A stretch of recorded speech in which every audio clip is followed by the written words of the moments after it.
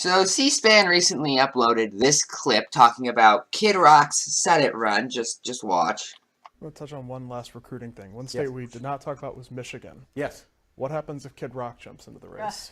You guys? It's a serious question. Yeah, no, we'd be actually very interested in his candidacy. There was a poll that came out that showed him 8 points behind the incumbent Debbie Stabenow. That's not a bad place to start out. The sort of the superficial sense of Kid Rock is that he's an entertainer and he's kind of this wild redneck. But the truth of the matter is he's done a lot in his home state philanthropically. He's a pretty smart guy. He thinks about policy. And he's a shrewd businessman. He hasn't stayed this long in the business that he's been in by actually living the life that he looks like he lives when he's on stage. And so I certainly wouldn't count him out, and we'd be pretty interested in his candidacy. So if you're watching, kid, we hope you run.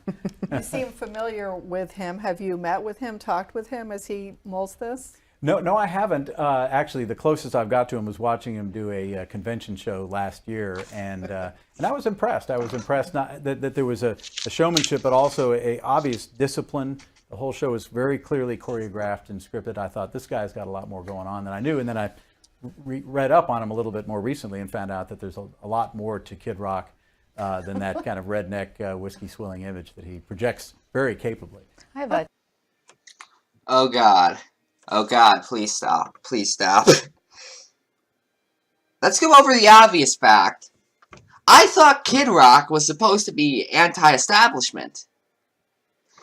This is the GOP, which is the establishment, backing the supposed anti-establishment Kid Rock.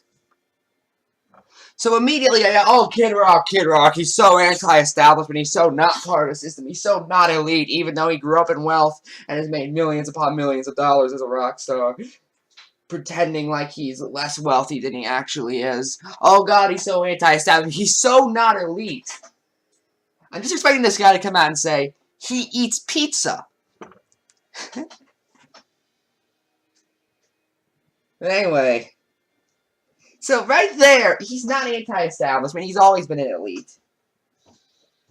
But not only that, can we just all agree the idea of Kid Rock running for Senate, whether or not you support him, is ridiculous.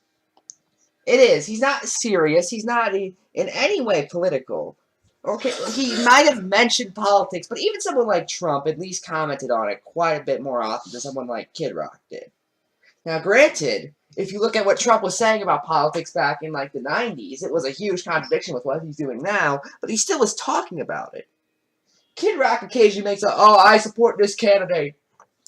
I support that candidate. I like him. That's Kid Rock's huge political career, which is a little more than Mark Zuckerberg, but that's not saying much. And by the way, Mark, stop too. Like, I know this is Kid Rock. I just want to say this. Mark, stop running. I'm not doing this voice for 11 and a half years. Okay? But anyway, yeah, this whole debunks the idea of he's anti-establishment because the establishment is supporting him. This is the same thing we saw with Trump. Trump was, I'm anti-establishment. I'm a businessman. I was never a part of the elites. Meanwhile, he was born into wealth. And the RNC was hugely in favor of him, like it was really only a few neocons like Bill Kristol who were like, Trump, yeah, Trump's a failure, he's gonna fail. He didn't.